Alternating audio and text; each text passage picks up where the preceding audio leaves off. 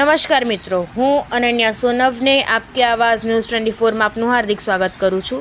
આજના મુખ્ય સમાચાર પર એક નજર।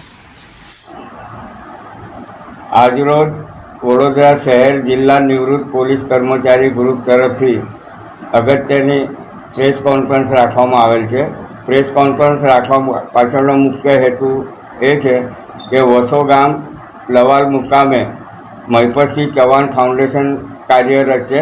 ત્યાં સ્કૂલ સંકુલન માટે 1200 જેટલા નિરાધાર બાળકો ભણે છે, અભ્યાસ કરે છે। એમના માટે એમને બહુ મોટી હોસ્ટેલ બનાવેલી છે અને એ હોસ્ટેલમાં એમના છોકરાઓને સીલિંગ ફેનની માગણી છે। એટલે અમારા વડોદરા શહેર જિલ્લા નિવૃત્ત કર્મચારી ગ્રુપના તમામ ફેમિલી મેમ્બરોએ પોતાના પદરના ખર્ચે ફંડ ફાળો એકત્ર કરી 35 સીલિંગ ફેન અમે લાવેલા છે અને આ 35 સીલિંગ ફેન સોમવાર તારીખ 8ના રોજ અમે લવાલ મુકામે મહિપતસિંહ ફાઉન્ડેશનમાં આપવા જનાર છે।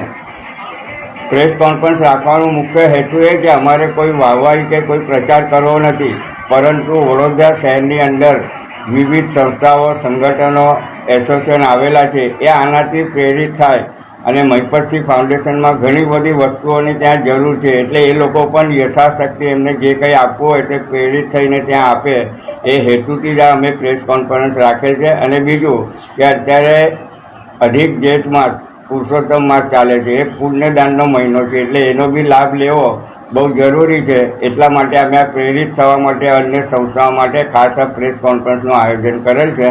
જય હિન્દ, જય ભારત। કિશોરભાઈ કેસારકર, વડોદરા શહેર જિલ્લા નિવૃત્ત પોલીસ કર્મચારી ગ્રુપના પ્રમુખ છું।